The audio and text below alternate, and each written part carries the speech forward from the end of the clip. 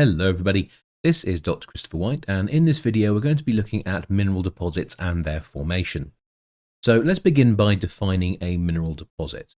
So a mineral deposit is simply a body of rock that contains a valuable resource, typically in the form of a solid mineral. And this body of rock is going to have an elevated concentration of that valuable mineral or valuable element in levels which are higher than the surrounding rock. Now, a mineral deposit is going to contain ore. An ore is defined as a naturally occurring material from which a valuable resource can be extracted profitably. And the word profitably is the important part. So you can have a piece of rock and it can contain a valuable mineral. However, if the money that you get from processing that piece of rock is not sufficient to cover the cost of mining the rock, crushing the rock, processing the rock, extracting the element of interest, shipping the element of interest, and then selling the element of interest, it's not profitable, and so it can't be considered ore. Now, if you look on the bottom left of the slide, you will see we have two pictures. So on the right, there is a picture surrounded by in yellow, and this is a picture of some quartz veins. Now, quartz can be a valuable mineral. You can use it in things like glass making. However, these quartz veins do not contain a large enough amount of quartz, and the quartz in question is not pure enough.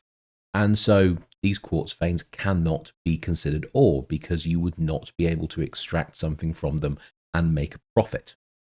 In contrast, on the left-hand side, you have a picture which is surrounded by pink. And this is a picture of a piece of quartz vein which quite clearly contains gold. And in this particular instance, if you had enough of this material, you would be able to mine it, process it, extract the gold, ship the gold, sell the gold, and at the end of it, even though you had spent a whole lot of money doing that, you would still have made more money, so you would make a profit on it. So the picture on the left would be considered ore. So we now need to think about determining whether rock is actually an ore or whether a piece of rock isn't an ore. So the first thing we need to think about is what's referred to as the grade. And the grade simply says what portion of the ore is the valuable element. So the thing you have to remember is that this will change based on the type of element that you are going after. So for instance, if you have a small copper deposit, let's say you have a 10 million ton copper deposit, you're typically going to need your ore to have a grade of at least 1% copper to allow you to extract the ore, process it, etc., and sell the product that you get at a profit. In contrast, if you were talking about platinum ore, well, in that case, you would simply need your rock to contain 5 parts per million platinum to be considered economic. Just to give you an idea, that is 0.0005% of the rock.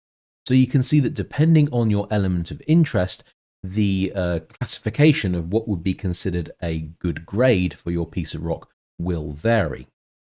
Now, the grade below which a metal cannot be economically extracted from a rock is referred to as the cutoff grade. And any rock that falls below the cutoff grade will not be considered ore. It will be considered waste. And so obviously when mining takes place, the main aim is to extract the ore without extracting too much waste, because waste is just essentially a waste of money. You're spending money to extract a rock that you can't actually make a profit from. The next thing we need to think about is the type of rock or the type of ore. And this is influenced by a few things. The first thing you need to look at are the minerals. So there are going to be some elements that have multiple minerals from which the metal or element of economic interest can be economically extracted. So a good example of that would be copper. So there's a whole range of copper sulfides, there's copper sulfates, there's copper silicate minerals, there's copper carbonates, there's copper oxide, and there's native copper. And so there's a whole range of different minerals from which you can successfully economically extract copper. And the process that you're going to use to extract that copper is going to change depending on the types of minerals. And so this means that you need to look at your rock and you need to say, right, what mineral do I have? And what concentration of that mineral do I have? And based on that, how much will it cost to actually extract the element that I want from that rock? Another thing you need to think about is, what are the physical properties of your ore? Is it soft or is it hard? The harder the rock and the harder the ore, the more energy is required to extract that ore and to crush that ore, and that's going to cost you more money. So the next thing we're going to think about is the size of the crystals. So typically, the smaller the crystal is, the more difficult it is to successfully recover. So if you imagine you have an ore and that ore contains your mineral of interest and the crystals are relatively large, well, that means when you process your ore, it will be easier to extract the mineral of interest. This means that your recovery will be higher. You will get more of that mineral from the processing. And obviously, this is going to mean you're going to make more money at the end. In contrast, if you have a small set of crystals of your mineral of interest, well, during the processing, it's going to be more difficult to recover those crystals. More of them are going to be missed. And so this means your recovery rate is going to be lower. And this is going to make it more difficult for you to successfully extract the mineral of interest and produce something which you can sell for a profit. The final variable we're going to be thinking about is the distribution of our mineral of interest. So we've got to look at where our mineral of interest is located. Within the rock, is our mineral of interest easily accessible, or is it somewhere where it is not easily accessible? So for instance, the worst case scenario would be that we have our mineral of interest, but it's located within another mineral which is extremely resistant. So maybe it's really, really hard, or it's very resistant to chemical attack. And so this would obviously make it a lot more difficult to extract our mineral of interest because it's contained within another mineral that's going to get in the way. So you can see we have a couple of pictures here. Now on the left we have a crystal of a mineral called chromite, which is an ore mineral of chromium. And you can see there is a rectangle there marked white, and you might just be able to see there's a little white fleck within this crystal of chromite.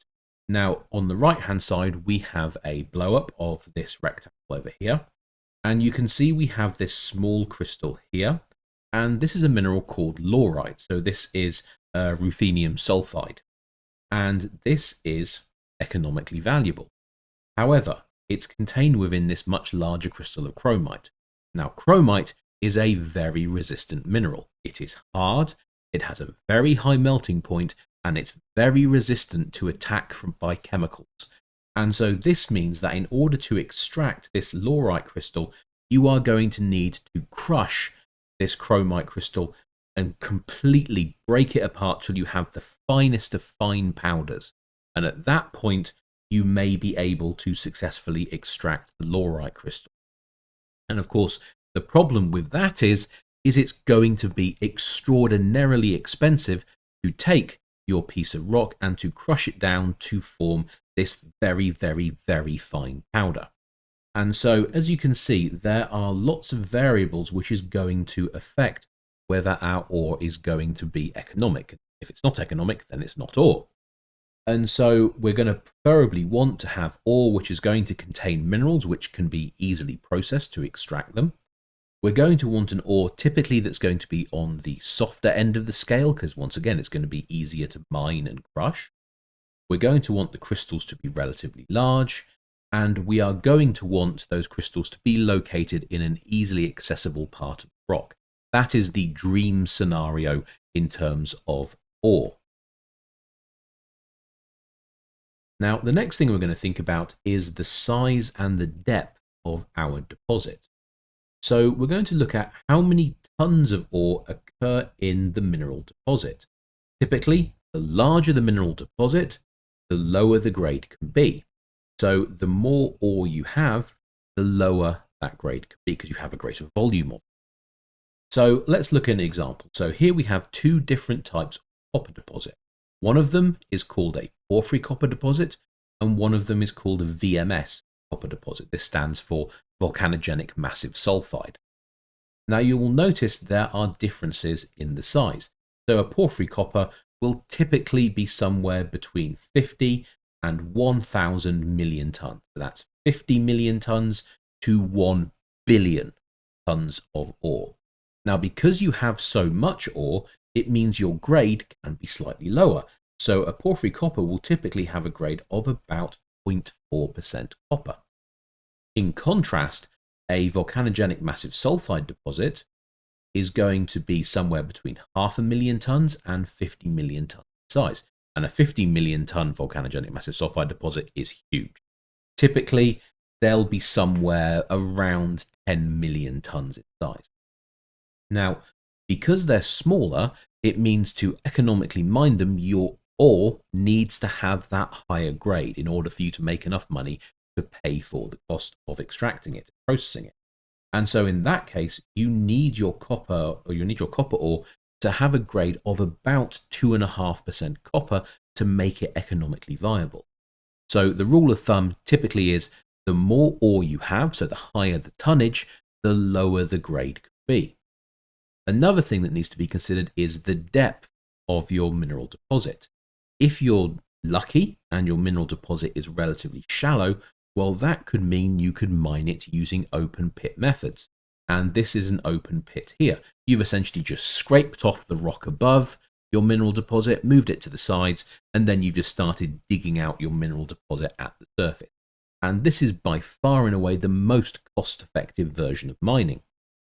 In contrast, if your mineral deposit is located deep down, so we're talking hundreds or thousands of meters underground, well, in that case, you're going to have to essentially sink mine shafts and you're going to have to go for underground mining.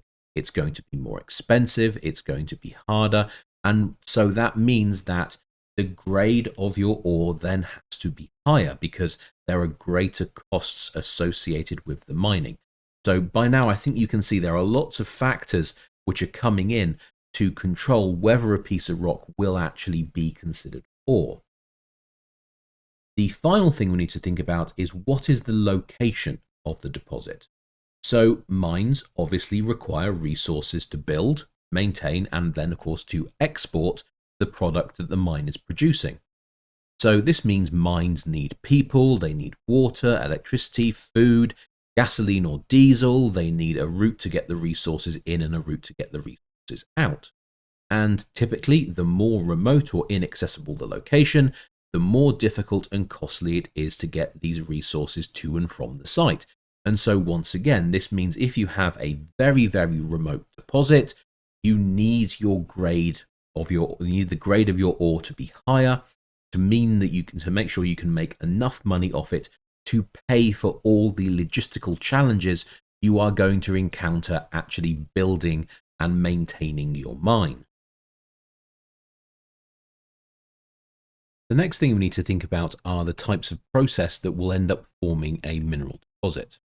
So, geologically speaking, there are actually quite a few processes that will lead to minerals becoming concentrated, so becoming a greater proportion of a rock than they normally would. However, there are typically only a few special sets of circumstances that will allow minerals to become so abundant in a rock that you can use it as an ore. Now, these types of processes will vary, but they can typically be split into a few broad groups.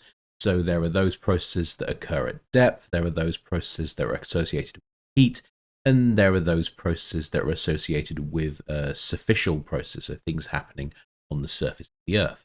So what we're going to do is we're going to go through some of these processes and we're going to think about how they lead to mineral deposits being formed. So the first thing we're going to look at is igneous crystallization. So in this instance, we have a situation which is typically occurring under hot conditions, because obviously we're dealing with magma, and it will very often also happen at depth, because your magma is going to want to cool down slowly, and if it's too close to the surface, the magma is going to cool down too fast. So what you really want is an intrusion that's typically quite deeply buried, so it will cool slowly and give time for the processes to work. So in igneous crystallization, we are crystallizing our mineral of interest directly from the magma. And most mineral deposits associated with igneous crystallization tend to form relatively early in the formation of the igneous rock. So you've got your magma chamber, it's going to start crystallizing out a few minerals to begin with, and one of those early minerals will typically be your mineral of interest. And this mineral of interest will also tend to be denser, so heavier, than the magma in which it is sitting. And so this means that this early forming mineral will sink down through the magma and it will settle out on the bottom of the magma chamber. And eventually, over time, as more crystals rain down, it will form a significant layer of mineralization in the bottom of the magma chamber. Now, this type of process is commonly associated with igneous mineral deposits, which give us nickel, copper, magnetite, so that's iron oxide, chromite, which is chromium, and platinum group elements. So these metals are commonly found in these kinds of igneous systems where you have these early minerals crystallizing out and settling in the bottom of the magma chamber. Now, to be clear, not every type of magma will do this. So if you want to form a nickel, copper, chromium, PGE type deposit, you need to be using, under most conditions, a mafic or ultramafic magma. A intermediate or felsic magma will not be suitable for creating those types of mineral deposit. Now, you can also have other types of igneous crystallization, which is associated with late stage magmas, typically felsic magma. So you may remember that as a felsic magma crystallizes, it's going to start by crystallizing out some feldspars. It's also going to crystallize out some ferromagnesium minerals, typically biotite. Then it's going to get to the point where it starts crystallizing out quartz. And so steadily over time, the volume of magma left gets smaller and smaller and smaller. However, as all those minerals are crystallizing, there are also some elements which are not being used to make those minerals. And one of the things that is not being used to make those minerals is water. And so towards the end of the crystallization of this felsic magma contained within a magma chamber, you end up with a magma which is extremely water rich, and it's full of a range of these incompatible elements. So that's things like lithium, fluorine, the rare earth elements, beryllium, boron, tin, uranium. And so all of these elements are just left behind in this water-rich magma, and then this water-rich magma pushes out into the surrounding rock that's around the margin of the intrusion, and it ends up forming pegmatites. And so this is another type of igneous crystallization, and this is associated with very late stage processes. Now, most pegmatites are not ore. They will have elevated concentrations of elements that we will be looking for. However, they're typically not present in high enough abundances, so the tonnage isn't there to economically extract metals from them. Now, that is not always the case. There are some examples where pegmatites are actually, a good material to be mined to extract an element of interest. But when we are typically talking about igneous crystallization, we are often talking about minerals that form early in the magma chamber's history, and they settle out to form a layer on the bottom. So you can actually see here in this picture, you can see you have this black layer at the top. This is a layer of chromite. So the type of rock is called a chromatite, and it's actually made up of nearly 100% chromite. And this particular one is referred to as the UG2, and it's found as part of the Bushveld complex in South Africa. Now, another process that typically occurs under high temperatures and at depth is metamorphism. Now, the increase in pressure and temperature associated with metamorphism can cause new minerals to grow.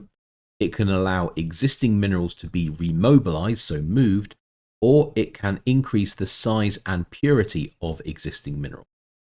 So this process can lead to the formation of valuable rocks. So rocks like marble, obviously, that's just a limestone that's been metamorphosed, and that's led to the calcite crystals within the limestone becoming bigger and also purer, and this results in essentially a much nicer looking rock, which is great for decorative work.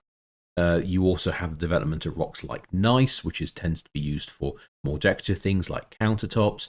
You have slate, which is used for things like roofing. You have quartzite, which is typically used to make glass.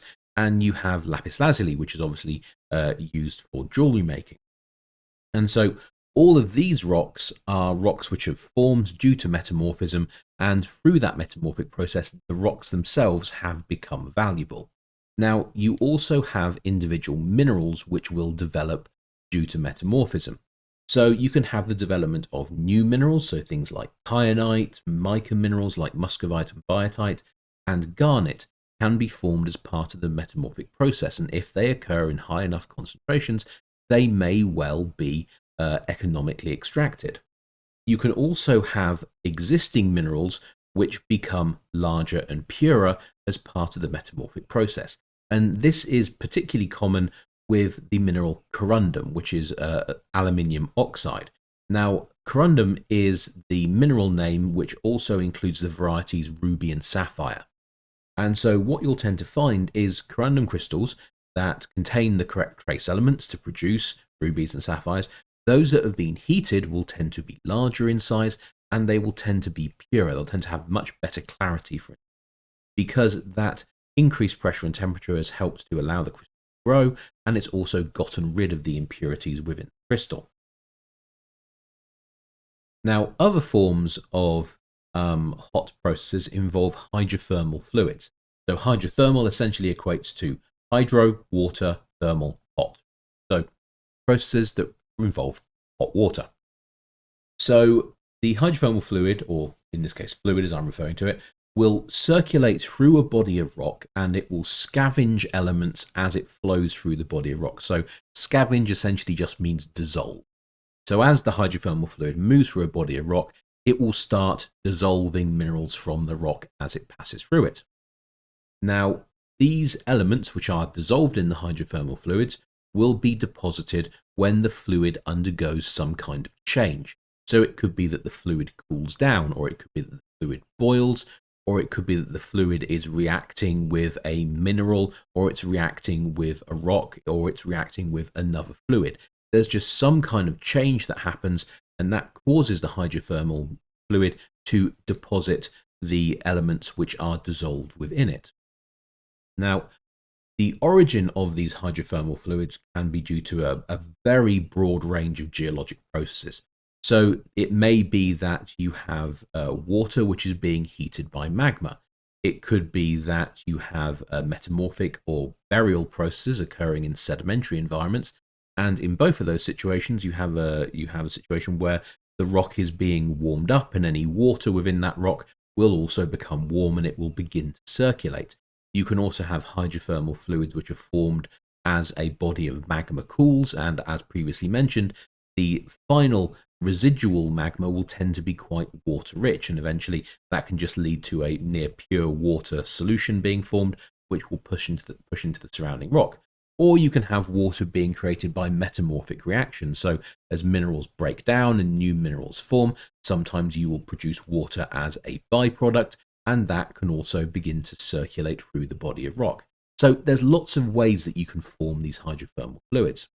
Now, in terms of hydrothermal deposits, the hydrothermal mineralization, which you can see in these two pictures, it will vary depending on what's happening to cause the minerals to precipitate. In this case, we have hydrothermal replacement.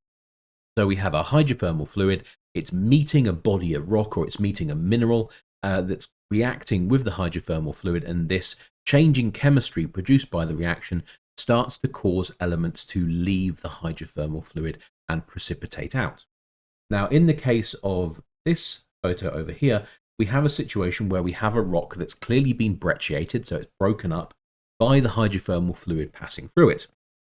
And as the hydrothermal fluid has passed through it, it's ended up depositing minerals, and the most obvious mineral you can see is this creamy white quartz. So why is it depositing that? Well, it's probably due to cooling. So as this hydrothermal fluid is interacting with this rock, it's probably the rock probably has a lower temperature than the fluid. It starts to cool it down, and it begins to encourage the precipitation of minerals from the hydrothermal fluid. Now, in terms of mineral deposits associated with hydrothermal fluids, that tends to be mineral deposits for elements like copper, zinc, lead, gold, silver, and tin tend to be associated with hydrothermal deposits. Now, the final type of hot and or deep mineral deposit is going to be mineral deposits associated with volcanism and volcanic pipes. So volcanic eruptions can produce valuable rocks, so rocks like basalt, pumice, and obsidian. They are typically not going to produce mineral deposits in their own right, although the presence of a volcano can cause fluid circulation, which can lead to hydrothermal deposits forming. Now, in the case of volcanic pipes, these are cylindrical bodies which are formed as magma rises through the crust. And this magma which is rising through the crust is typically rising very quickly, and it's rising with great force. So it's literally punching its way through the crust as it rises. And this is the type of situation that we see with kimberlites. So kimberlite is a type of ultramafic igneous rock, and it's formed as magmas which form down in the mantle, rise very rapidly through the crust. And as they rise rapidly through the crust, they produce this cylindrical body, which we refer to as the volcanic pipe. And as it's punching through the crust, obviously it brecciates the crust as it goes. And kimberlites are important because they are the primary host for diamonds. Because those diamonds which form in the mantle are being swept up along with the magma, and they're being injected into the surface as the magma punches its way through. We also have carbonatites, which can also form volcanic pipes, and these are magmas which are extremely rich in carbonate minerals. So typically greater than 50% of your magma will be carbonate minerals. And these carbonatites, as they move through the crust, they'll punch their way through, and carbonatites will often contain elevated concentrations of rare earth elements and occasionally even copper. And so you can mine the kimberlite to extract diamonds, you can mine some carbonatites to extract rare earth elements and copper. So you can see there's a broad range of deposit types associated with conditions which are hot and or deep. So what are the deposit types which are associated with processes that are happening on the surface?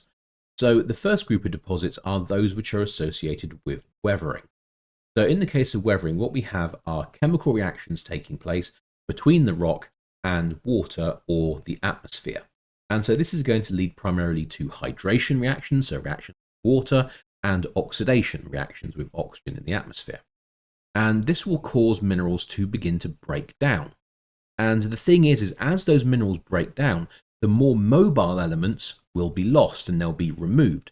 But the immobile elements, those elements that aren't easily removed from the rock, will be left behind. And so this type of deposit is associated with aluminium and with nickel.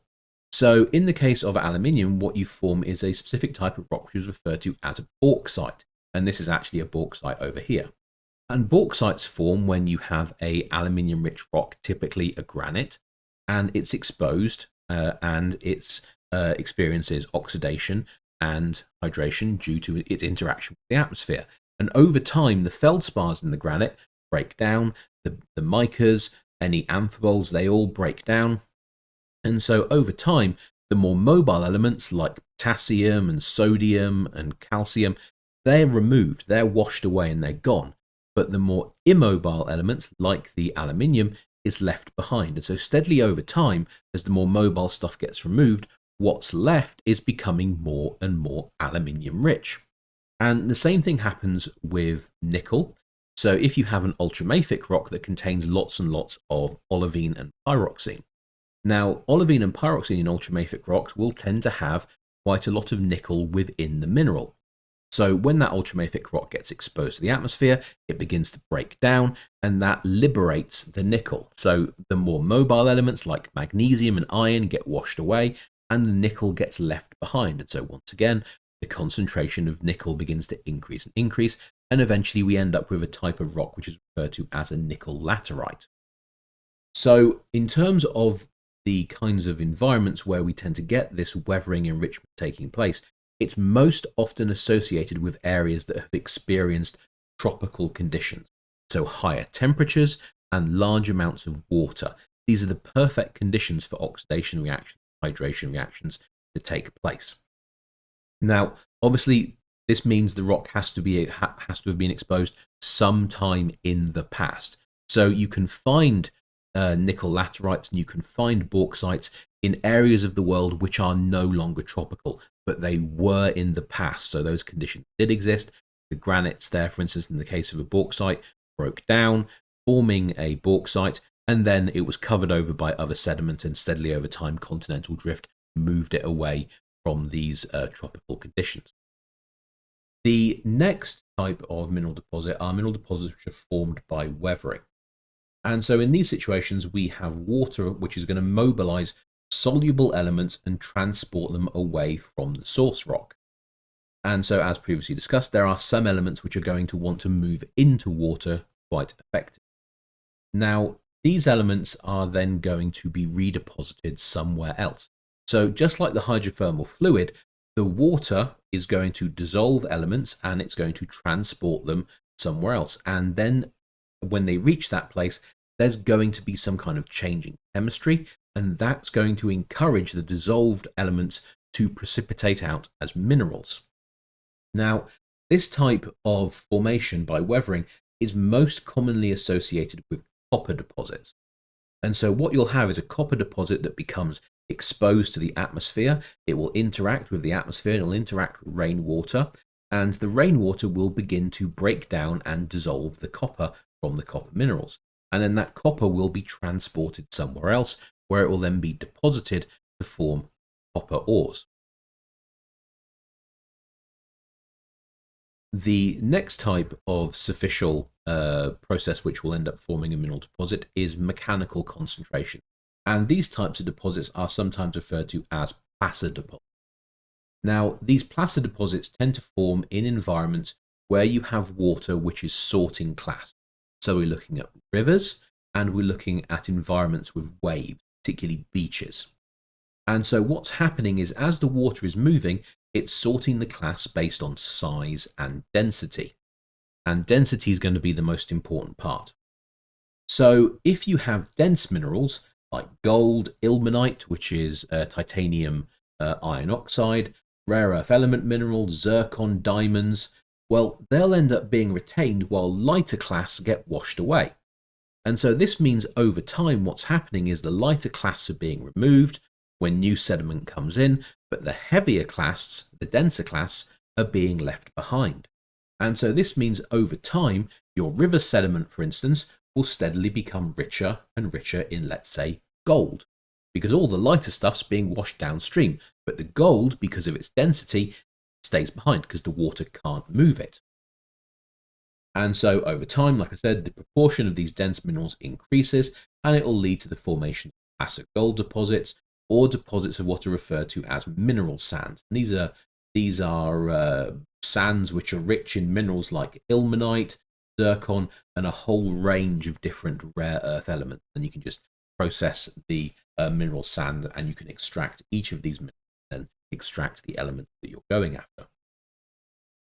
The final type of superficial mineral deposit associated with processes going on the surface of the Earth are low temperature precipitation. So the most common type are evaporative deposits, so evaporites.